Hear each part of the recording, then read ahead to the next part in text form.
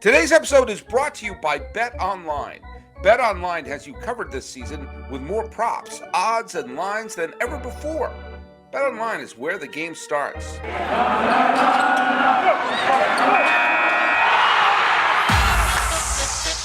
You are Locked On MLB, your daily MLB podcast. Part of the Locked On Podcast Network, your team every day. Hello, baseball fans, and welcome to yet another Monday crossover.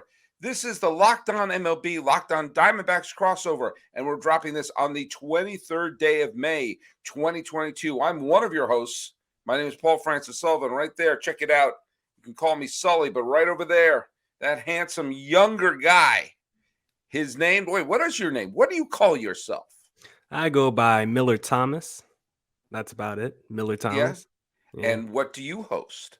I host Locked On Diamondbacks podcast. Follow me on Twitter at CreatorThomas24 for my personal account, or look up Locked On Diamondbacks, both Twitter and Instagram for the podcast handle. And sometimes I do go by the nickname Millie. Just throwing that out there. Okay, first of all, I'm not calling you Millie at all. All right. Young Millie. But also, you can follow us at Locked On MLB Pod. Same handle for Instagram. You can follow me. I'm your pal Sully. I'm at Sully Baseball on Twitter, Sully Baseball Podcast on Instagram. Thanks so much for making us your first listen, as we're available on all your free podcasting catchers. Hey, we are recording this just as the games ended on Sunday. We are dropping this on Monday morning. And there's a bunch of topics I want to talk about, but let's just review what has been an absolute banana boat barge day on Sunday. There were so many wild games, so many come from behind games. And the first game of the day on Sunday was played between St. Louis and the Pirates. And that was a real close one. The final score was 18-4. The Cardinals were up 7-0 before most people were sitting down having their nachos in Pittsburgh. And when it's 18-4 and you lose at home 18-4, that's kind of rough. But the Cardinals are doing a new trend, which is when they're up by a lot, they bring in a legend to finish the game, a legendary position player. Now, we've all seen teams that are losing who bring in a position player to finish out the game. The Cardinals are doing it when they're winning. So Albert Pujols did it last week, and he let up like 5 or 6 runs in the bottom of the ninth, or in the ninth inning, but he managed to close out the game. Today, it was Yadier Molina's turn to come in and pitch the ninth inning. I think it's hilarious. But when people say there's a lot of unwritten rules and you're not supposed to steal a base here or you're not supposed to do that, is it an unwritten rule that you bring in the catcher to pitch when you're winning? Is it, hey, we're beating you so badly, it doesn't matter. We'll bring in a position player. You're not going to score enough runs. The unwritten rules are the worst thing in baseball. And I think amen. I think after that, Yadier Molina and Albert Pujols both have like the same career ERA now. So I think they're both just building their Hall of Fame cases. They say, look at Ohtani. He's doing it a little bit earlier than us, a little bit younger, but you got to add that degree of difficulty for it Pujols and Yadier are doing in their advanced ages. So it actually might be more impressive that Yadier and Albert Pujols are pitching this late in their career as opposed to Shohei Ohtani, who's doing it for the Angels in the prime of his career at like the age of 28. Well, when you think of walk-off wins in 2022, what city do you think of? What is walk-off central in 2022? Opponents in Boston. No, Baltimore. Baltimore is walk-off city. They've had 3 of them since last week. They're hot. Santander hit a walk-off home run against the Yankees. Odor hit a walk-off home run the other day. He had a weird walk-off fielder's choice in an extra inning win against the Tampa Bay Rays. There was a bunch of games, like the Orioles scored 2 in the bottom of the ninth and then managed to beat the Tampa Bay Rays. Hey, look it. The Orioles aren't good, but they're not rancid. Not at least at this point. There are some teams that are absolutely dreadful, and the Orioles are merely bad. And bad is better than rancid. So that's a step in the right direction. And to come back from behind and win 7-6 against the Tampa Bay, where they tied it. Austin Hayes got the game-tying single in the ninth, and just a weird ball to G-Man Choi being fielded, and Adley Rutschman came in to score for the Orioles. The Adley Rutschman era has begun. We're going to talk a little bit about his debut a little bit later in there. But, good for the Orioles, showing some stones and winning against the Rays, winning against the Yankees. That people can't circle Baltimore as a guaranteed victory. I like it when teams show up and say, hey, you got to beat us.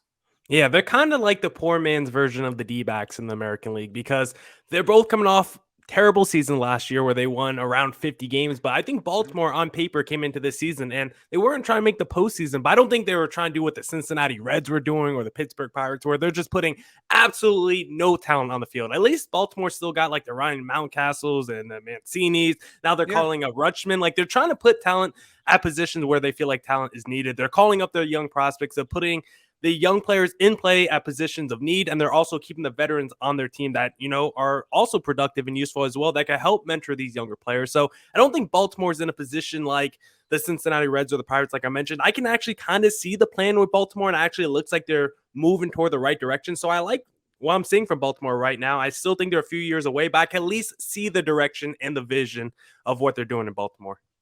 By the way, in terms of direction and vision, going through the Sunday games, again, crazy game after crazy game. Kansas City put up a 5-spot in the 6th against Minnesota. They took a 6-0 lead into the 8th inning. Okay. You're up 6-0, 8th inning. You're at home. You think you're going to cruise into port. The Twins rallied for 5 runs in the 8th inning, and it was single. It was just a bump, sac fly. Finally, they hit a home run to pull it to within 1, and then they scored 2 in the top of the 9th. So they took a 6-0 deficit in the 8th and turned to a 7-6 victory, again, on the road. Good for you fans in Kansas City to show up to that game only to see your team get, completely cough up the game. I believe a big part of that was the fact that the Royals were wearing powder blue uniforms at home. Powder blue uniforms are road uniforms. You were wearing them at home. Then look what happened. You blew that lead. Just like the Phillies had a 7-0 lead. They wore powder blue uniforms at home. The Mets came back. Does correlation equal causation? Every single time. And with that, the Twins beat the Royals. And with that, the Twins remain 4 games ahead of the White Sox in the loss column, actually 4 games ahead altogether. And the Twinkies have, they still have the 3rd best record in the American League right now. They're still in 1st place. And it'll be June pretty soon. It'll be that first real checkpoint of the season where you say what kind of team we are. Once you get into June, you can't just say, they got off to a hot start. Then you're like, no, a third of the season will be passed. And the Twins, who I picked to go to the playoffs as a wild card team. I'm going to keep saying that every single time because I demand credit for that. Yeah, you do. They're piecing together enough of these wins to make you say, okay, maybe they're contenders like they were in the COVID season and the season before that. Yeah, we'll see as we get to the All-Star break if this record holds up. And if it does, maybe I'll have to start changing my opinion. But right now, my opinion on the Twins is they're still not a postseason team. I still look at that rotation, and we've talked about it a bunch on this podcast. Like, the guys that they have starting in that rotation, I just can't trust those guys can be there for you in October when you're trying to make that wild card run, or really September when you're trying to make that postseason run. So I love what the Twins are doing so far. I think today's game and comeback was more about the Twins than the Kansas City Royals because I think the Royals are just a doo-doo team right now. I'm sorry, Kansas City fans. I'm sorry, they're a what? Just, a little doo-doo of a team right now. They're not the best team right now. A little boo-boo. Maybe boo-boo is a better word to use. Look at. I know I'm older than you, but for God's sakes, this is like Locked On Barney right now. A doo-doo team? Yeah, okay, a fine. Doo-doo team, a little baby team. They're just young. They got babies have doo-doo, so they're just doo-doo. They're babies. Hey, I'm a father of 2. Yeah. I'm a father of 2, and I'm a special ed teacher. I know a little bit about the doo-doo factor. Okay. Yeah. So they got they're still very far ways away. The Royals, I mean, they might be in a better position than the Reds or the Pirates, but I still don't love the position the Royals are in. So this game was more about the Twins come back, and I like what the Twins are doing so far this season. They've been a bigger surprise than what I would have expected. I didn't have high expectations for the Twins, and I still don't have very high expectations for the Twins as the season progresses. But like you said, we're about to be 2 months into the season. At some point, the record is the record, but I would like to see it a little bit closer as we get to All-Star break, and then maybe I'll start changing my opinion on the Twins, because right now I don't believe in this team. Fair enough. Well, one team, when I was saying like how I was happy that Baltimore is showing some ability and not being a pushover, I'm sure when the Toronto Blue Jays were thinking about, all right, we're going to build up our win-loss record, and they saw the Cincinnati Reds, the minor league team that plays in Cincinnati, will be coming into town, I'm sure they're thinking, okay, we're going to pat ourselves with a couple of easy wins right now. And today, the Reds beat the Blue Jays, and 3-2 was the final on an 8th-inning home run, the first home run of the year by Joey Votto. Joey Votto's been one of my favorite players in baseball. Is off to a rough start. He picked a good time for his first home run of the year to make the score 3-2 Cincinnati. Warren held on for the victory. It's the 12th win against 28 losses for Cincinnati. They're not good, but I like it when a lousy team says, oh, you wrote us in ink as a win for you? Guess what? We just beat you. How are you feeling now, Blue Jays?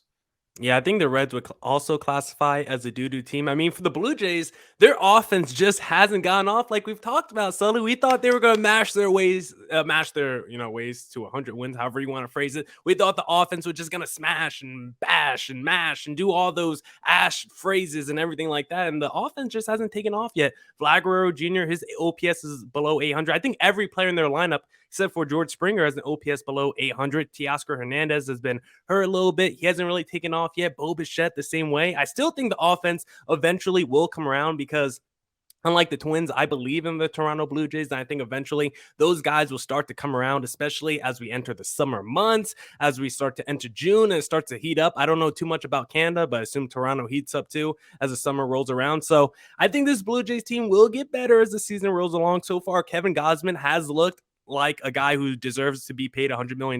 Robbie Ray, not so much the same way. And also Alek Manoah has been pretty good. I think the rotation has been good. Yeah, Manoah had a great outing the other day where he wanted to pitch all 9, and they didn't let him. But he pitched 8 terrific innings there. By the way, another team which I'm going to have to look and see how they're doing after, by the time we get the All-Star break. But the Angels keep pitching and keep hitting. Sandoval had another good outing. He went into the 8th inning today, struck out 7 A's, only walked 1. The Angels beat Oakland 4-1. Who do you think the big offensive producer was for the Angels? Guess. Mike Trout? Yeah, maybe him. He got on base 4 times. He homered. He doubled.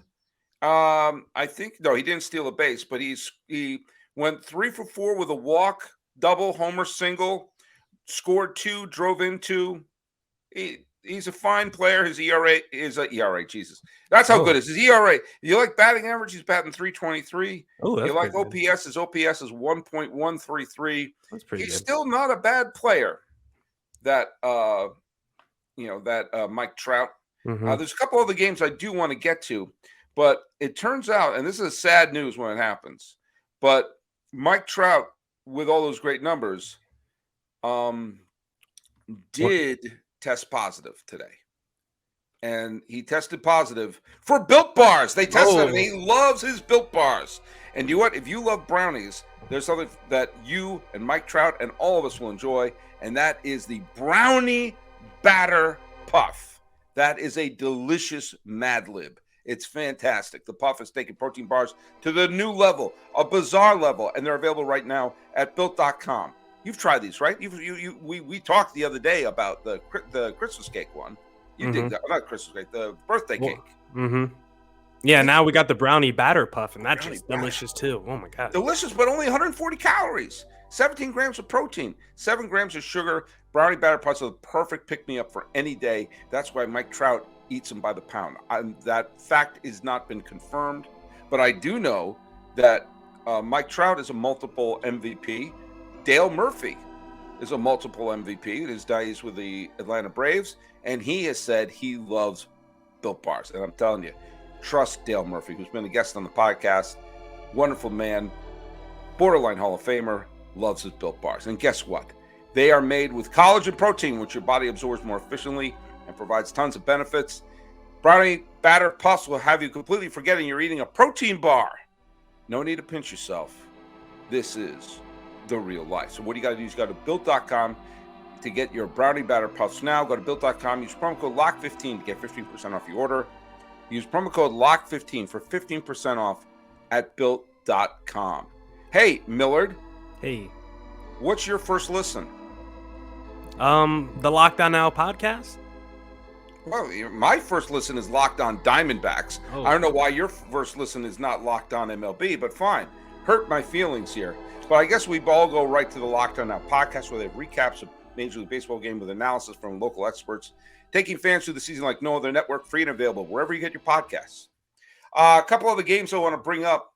The the Red Sox had an incredibly weird 4-game sweep of the Seattle Mariners. Mm-hmm. And a bunch of the games, the Red Sox fell behind really badly, like by 5 runs, by 4 runs, only to pick themselves up and score a pile of runs.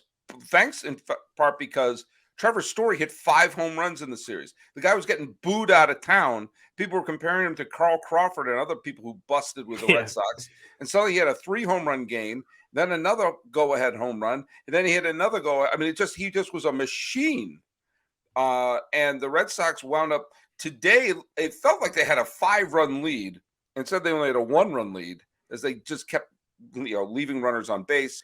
Seattle tied the game in the 9th, took the lead in the 10th with their ghost runner scoring, and the Red Sox scored their ghost runner, and then Franchi Cordero hit a walk-off grand slam. Take that, ghost runner. And the Red Sox wound up with a weird 8-4 win. And when that was over, I flipped immediately to the Dodger game, and I thought, I wonder if that game could end any weirder. And it did, as the Phillies tied the game in the 9th. And then in what should have been a game-ending ground out to Max Muncy, he booted the ball, and the tying and winning runs came in to score, and the Philadelphia Phillies won, ending the Dodgers' winning streak, and for at least for a day, preserving Joe Girardi's job. So, and one other thing to note is that the Yankees got swept in a doubleheader by the White Sox. In the doubleheader, they scored a combined 1 run, a home run by Aaron Judge. Aroldis Chapman blew the save. Or actually, no, correction. He didn't blow the save. The game was tied in the 9th. But he left a home run to A.J. Pollock, and then they scored another run. Sorry. And then the White Sox, it was a scoreless game on Sunday Night Baseball, and the White Sox scored 5 runs in the 8th. 5-0 was the final. I want to bring up something in that first game, however.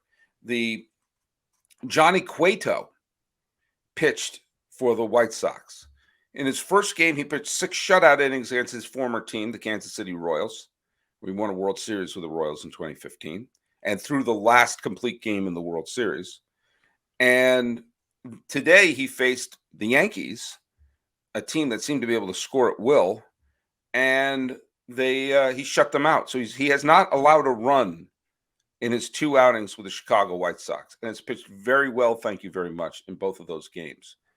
And he was let go by the Giants. The Giants didn't bring him back, and he's had injury issues and everything. He's not a spring chicken anymore, but he's also, when healthy, an outstanding pitcher, an all-star many times over, a Cy Young runner-up when he was with Cincinnati. As I said, through the last complete game in the World Series and when he was pitching for Kansas City.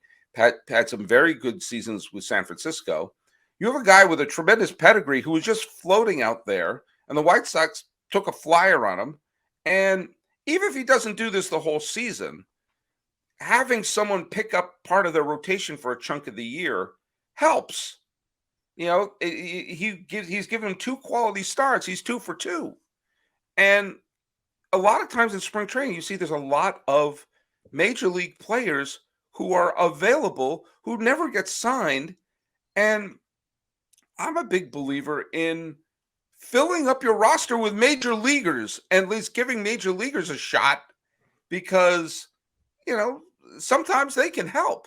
And the White Sox may have stumbled across a solid piece of their rotation by giving a flyer on maybe not a Cy Young candidate anymore, but maybe still a good major leaguer in Johnny Cueto. Yeah, I agree to a certain, extent. I think it really depends on the player. Someone like Johnny Cueto, I mean, if you look at his numbers since 2016, he really hasn't been that good. He has like one good season. Maybe that first year with San Fran was maybe his only good season. He was solid last year in San Fran as well. But overall, since 2016, Johnny Cueto's been kind of mid. Maybe as a back end starter, as an innings eater, if you're like the New York Mets and someone went down, like you had your top three starters of the Mets just go down, maybe signing someone like Johnny Cueto to eat some innings until like a Scherzer or DeGrom comes back. Maybe it's a good idea in that kind of situation. But overall, if I'm a team like the D-backs or the Orioles or, kind of these average to below average teams, like I don't need a Johnny Cueto on my team. If I'm the Cincinnati Reds, the Pittsburgh Pirates, those rancid teams like you talked about, I don't need a Johnny Cueto. If I'm a great team, yeah, he's good insurance. Like I said, if someone gets injured, like the New York Mets just had this past couple weeks, but overall, someone like Johnny Cueto, like what he is. So if you're a team that can use the extra help in the insurance, yeah, sure, why not go for it? But if you're just a team that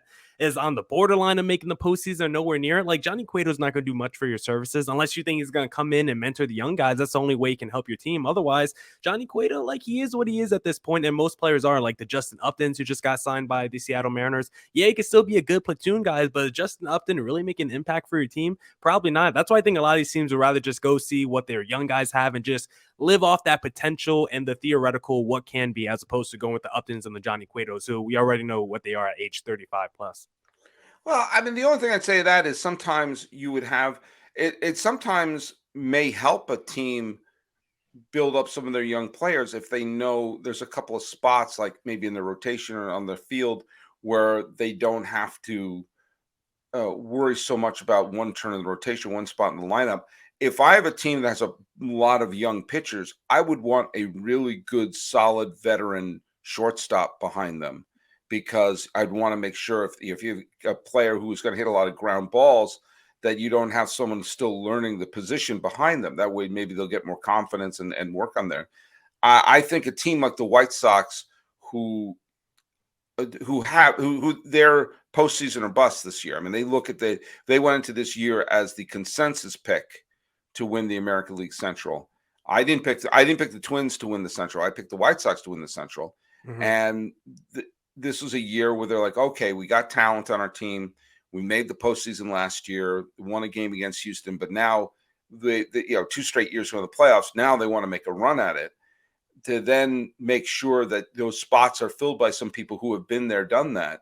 Yeah, there's going to be plenty of young players on the White Sox, but I also think there's something to be said about having a veteran. And also, if you pick up a player for virtually nothing, and you are a team like Pittsburgh, or your team that doesn't really have any hope going forward, and you have someone like Cueto give you a couple of turns in the rotation, which may rub off on some of the young players or something like that. If they play well, and you get even a middling prospect in exchange at the trade deadline, well, that's better than nothing. That's like you may be able to, that person may not be able to, you're not going to get a impact blue chipper, but maybe you could, I don't know. You'd be getting something for nothing, basically. Yeah, maybe. Yeah, the way baseball trades work is so weird. Like a lot of times, you think you get like a middling prospect if a guy like Johnny Cueto ends up being performing well, but a lot of times you just end up getting like maybe the 100th best prospect in someone's organization, or someone who just signed in the international market who's 16 years old and is 8 years away from making his major league debut. Like when the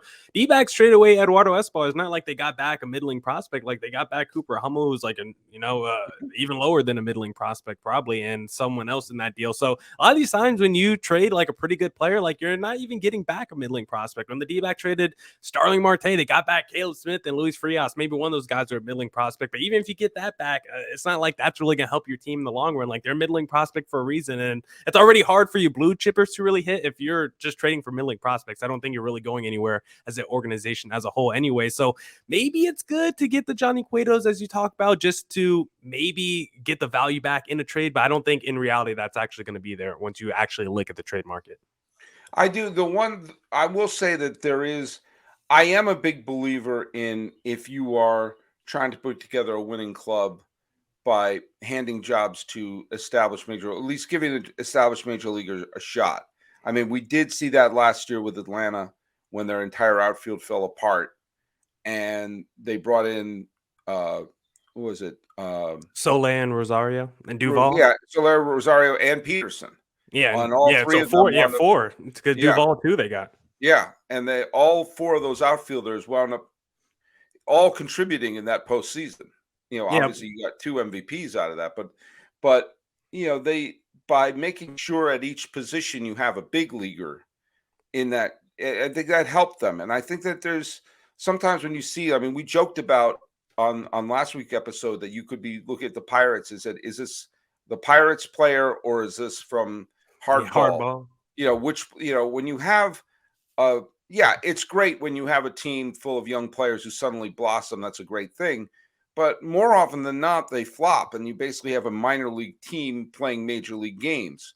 Uh, Yeah, I think that there's something to be said about having someone who may have a chip on their shoulder. I mean, the Red Sox, when they put together the 2013 team, yes, they still had Ortiz and Pedroia and John Lester. They had some, and Jacoby Ellsbury. They still had some quality major leaguers on that team, but they had lost 90 some odd games the year before.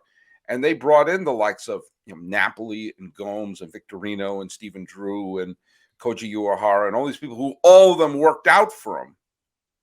And it's not always going to work out that well, but sometimes it's like, well, let's fill the gap, fill the spackle with major leaguers, especially when there's always so many of them available.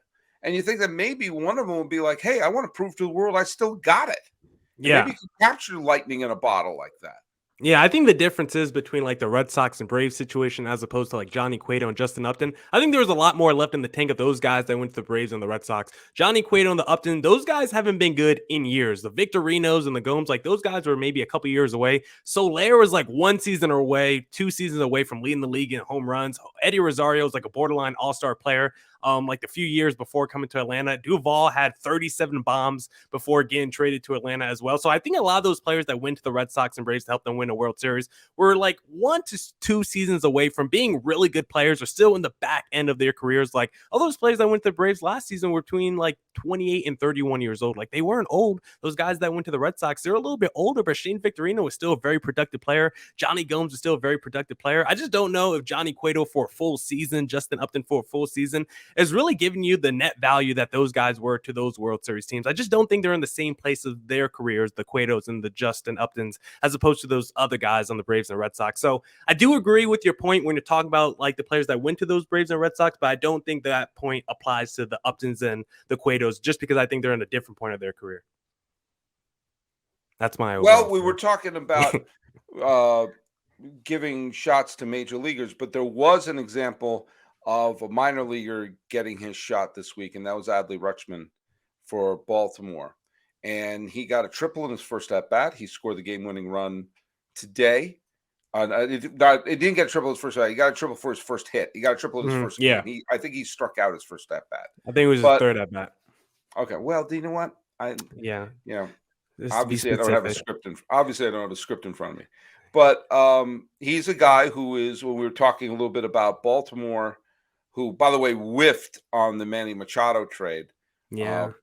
I mean, they traded away their best asset a year too late, and they got back Gotch. Don't trade your stars, folks. But if you're going to trade your stars, get quality back. But the Red Sox got a couple of decent players back for Betts, but they didn't get back a Mookie Betts. No, that's one of the whenever you see the big superstars being dealt away, I mean, it doesn't work. Diamondbacks actually got some decent players back for Goldschmidt, but they didn't get back a Goldschmidt.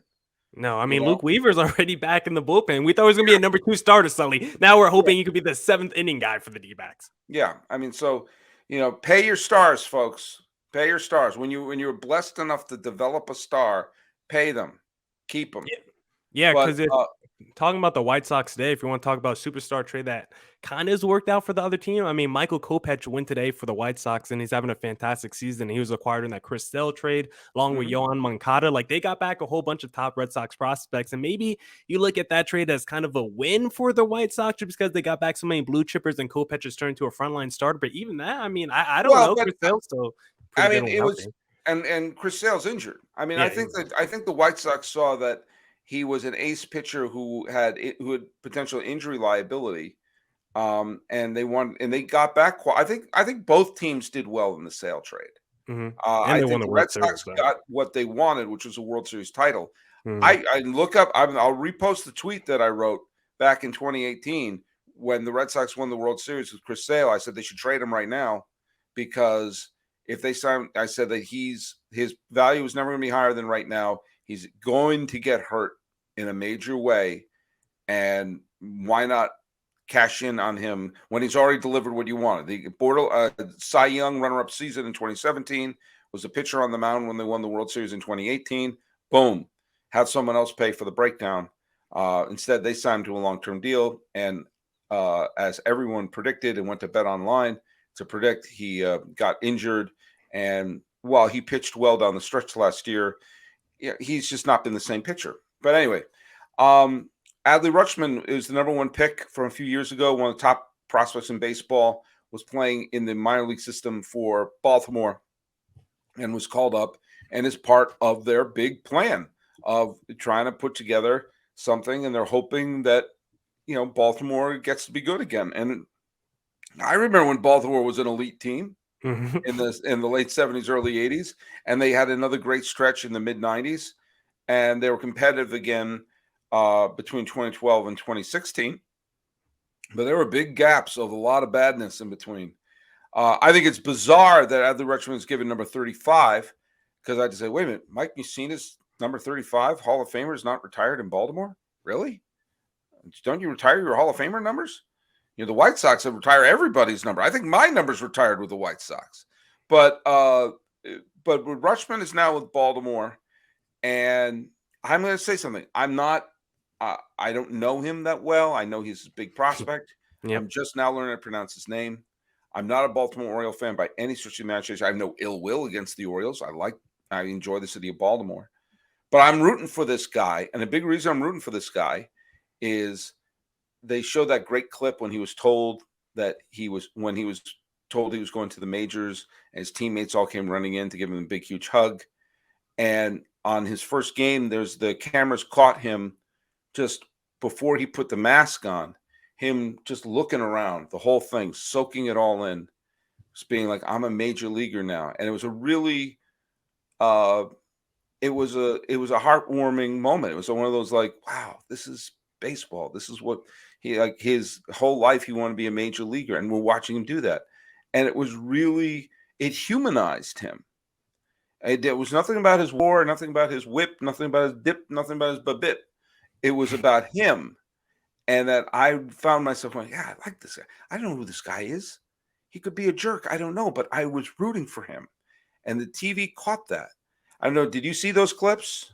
Yeah, I saw the clips because guess what? One of the people who I work with at the Arizona Coyotes dropped in our inspiration channel for our creative team because we loved it at the Arizona Coyotes. We want to, maybe draw inspiration from that video because that's what baseball needs. They need exposure and they need marketing for their stars. So it was a great job by the Baltimore Orioles to I think the Last Dance kind of started this, where you want to just follow a player's journey and career from the beginning and just get all that behind the scenes footage and access, just because it creates such a great video and it really humanizes these players, like you said. So I think what not even baseball, let's give the Orioles credit, because I don't know if baseball had anything to do with No, this. I think Baltimore did. I think the Orioles did. Yeah. Yeah, this might have been all internal by Baltimore's creative team. So I want to give the Orioles credit for doing this, because this is what we're missing from baseball: more videos, more stories like this, more long form about the players and, behind the glove, behind the hats, or whatever you want to say. So I was glad to see that the Orioles did this, because we know the marketing and the exposure for the players is an area that's been lacking, and it seems like it's up to the teams to do a better job of marketing their players, because the sport of baseball is not doing a great job of it.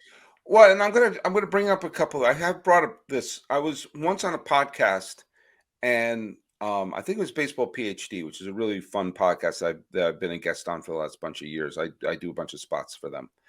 Go check out their podcast. I'll give you a plug, guys. But one thing one of them, the hosts, asked me was, what would you do to get someone who's never followed baseball to try to get into baseball? And I said to them, I think they were expecting me to talk about this stat or this strategy. And I said, find the best human interest story. Find someone that they'll emotionally want to root for, not because of their stats, because you like them, and get them to root for that player and build upon that. And I think they were surprised by the answer. But I said, think about the Olympics. When people watch the Olympics, they watch sports that they don't give a damn about. They don't give a damn about ice skating. They don't give a damn about the luge. They don't give a damn about the 50-yard dash or the javelin or whatever the hell they're doing. But they always create these human interest packages that make you want to root for that person. When you think of a sports movie, think about a really good sports movie, whether it's Rocky, whether it's, Bull Durham, The Natural, Cinderella Man, whatever sports movie you're talking about. Is it just a breakdown or Breaking Away, which is one of the great sports movies of all time? Hoosiers, all these films that even White Men Can't Jump, anything that's a sports related film. Is it a breakdown of the stats? Are we breaking down Roy Hobbs' OPS in The Natural? No, we're following their story. The Cutters in Breaking Away or in Bad News Bears. I'm going to list all these great sports movies because there's a ton of great sports movies. The Longest Yard. It's never about, okay, let's analyze their passing game. No, you're learning the story behind them and you want them to win. And sports can do that. It's like a show where a play where the actors don't know the finale to. And if you get emotionally invested behind someone, like it has to be something so obvious for baseball to wake up and know how to do it. Like Jim Abbott born without a hand and having to balance the glove on his hand. People got enthralled by that. It was hard not to root for Jim Abbott. But it has to be that obvious for baseball to say, oh, maybe that's a human interest story, instead of figuring stuff out. My wife was watching Top Chef the other day. Okay. Ooh. I'm not a chef. I can't taste what they're eating. I don't know if it's any good. But I get into shows like that. And I used to get into Project Runway big time. And I know nothing about fashion. But the reason you got into those shows is you were rooting for the individuals. And you're like, oh, I like this person. I hope they sew this dress together or make this filet mignon right. And this is on stuff that I don't care at all about. And you get totally drawn into it because you're rooting for the person to win. And you learn about them.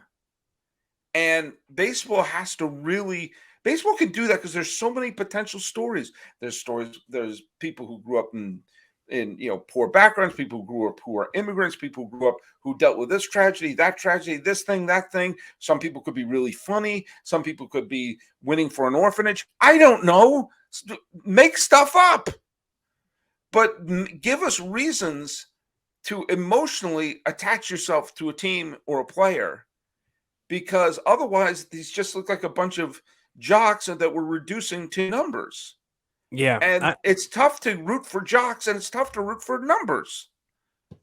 Yeah, I think I just got lost in awe by your rant, Sully. But I think the player bandwagon, I couldn't even form a thought for a second before I started talking because your rant just gave me such an inspiration and just drew such emotion from me. But I think the player bandwagons is something in baseball that you don't really see in terms of the fan bases, because we know baseball is a very regional local sport. Yeah, I don't know what this face you're making is, but we know baseball is a very regional and local sport. And it's like, wherever city you're born, you're probably gonna like the baseball team next to you. You don't really see the player bandwagons in baseball as much to other sports. Like in basketball, there's a lot of LeBron fans, and those guys just follow LeBron from team to team.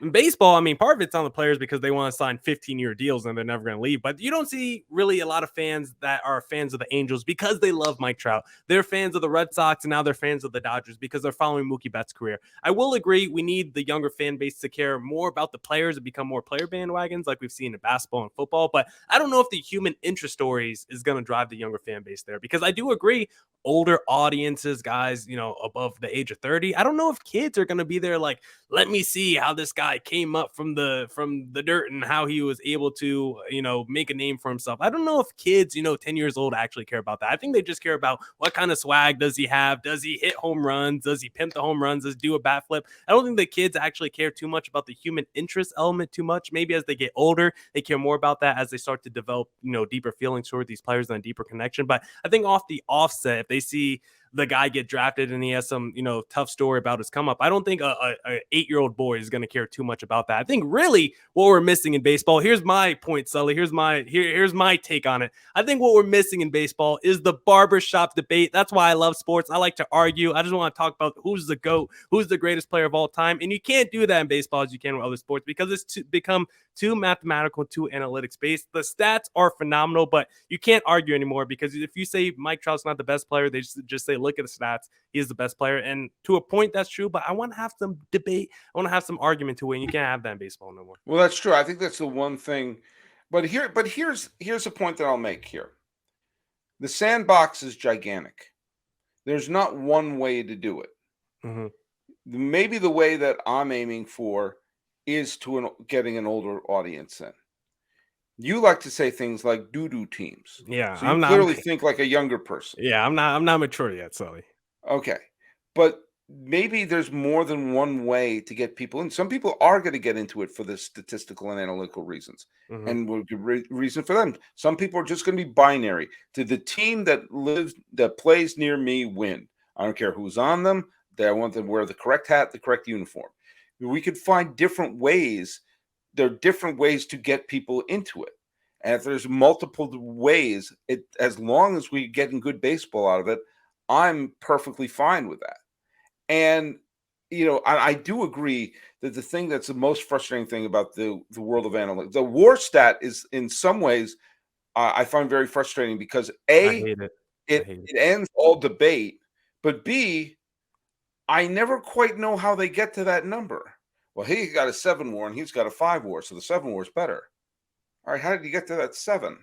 It's part of this calculation. Can I see it? It's too complex. All right, can we debate it? Nope, it's right there, written in WAR. This is better. It feels like I've decided it, and I'm not going to show you how it's calculated, and the debate's over. And also, I do hate that because I like debating stuff too. I want to debate who was the best pitcher of the 90s. Was it Randy Johnson, Greg Maddux, or Pedro Martinez? I think those are your top 3 right there. And I don't want one stat that I can't decipher end that debate for me.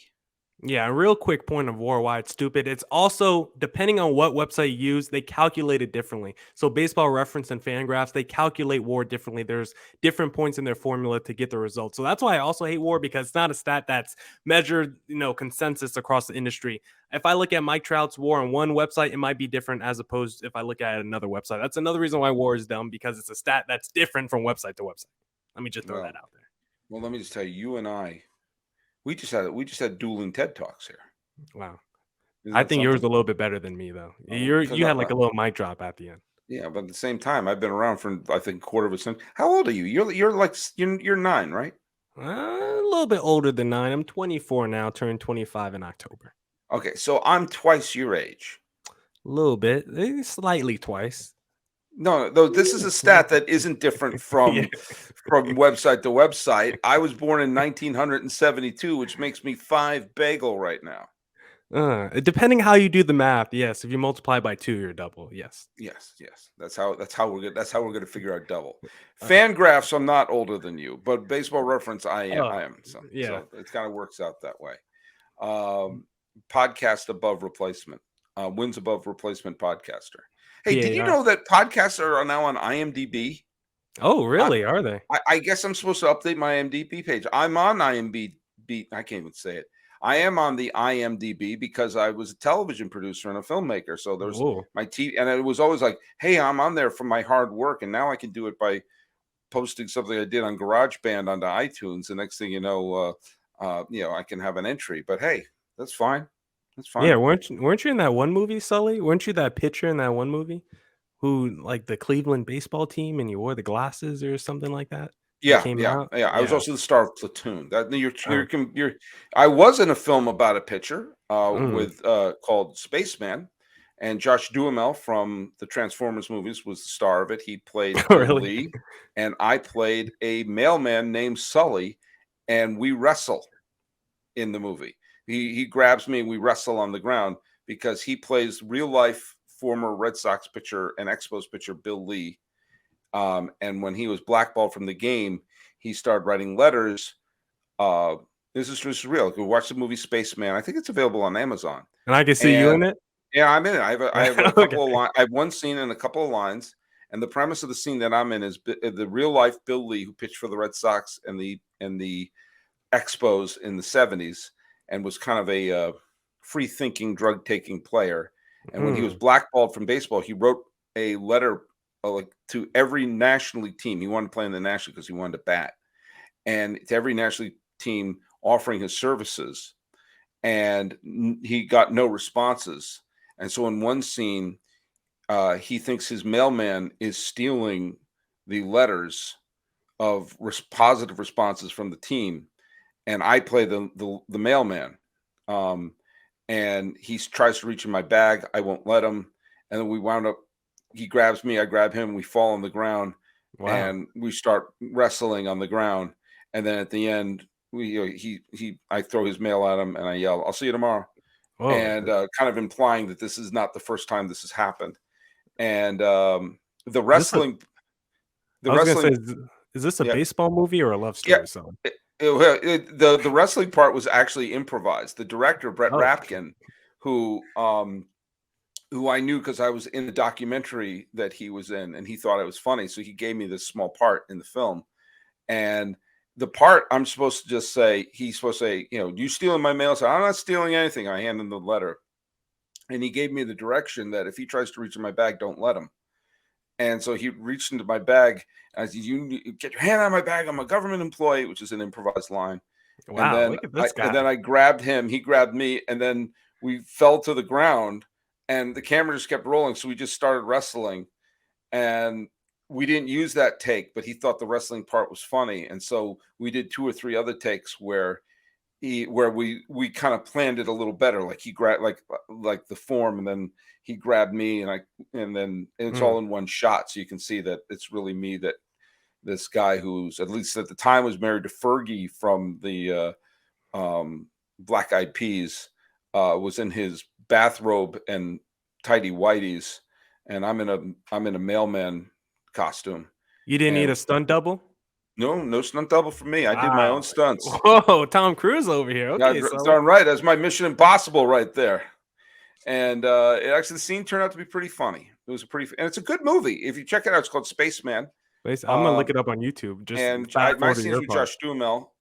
Ernie Hudson's in the film, so I'm in the same movie as one of the 4 original Ghostbusters. So in 6 Degrees of Kevin Bacon, I am 1 degree away from all the Ghostbusters. I'm in the same film as a Ghostbuster. So there you go. Why are we doing a podcast, Sully? Why are we not doing a movie together? Well, what are your credits? I don't have any. That's why I need you to carry me along. I need you to take me with you, Sully. Come on. Oh, yeah. Get on the old Sully bandwagon. That's why there we go. Things are going well. We pay you in Built Bars. But, hey, I don't know how we got on that rant, but I'm going to keep it in. What the hey?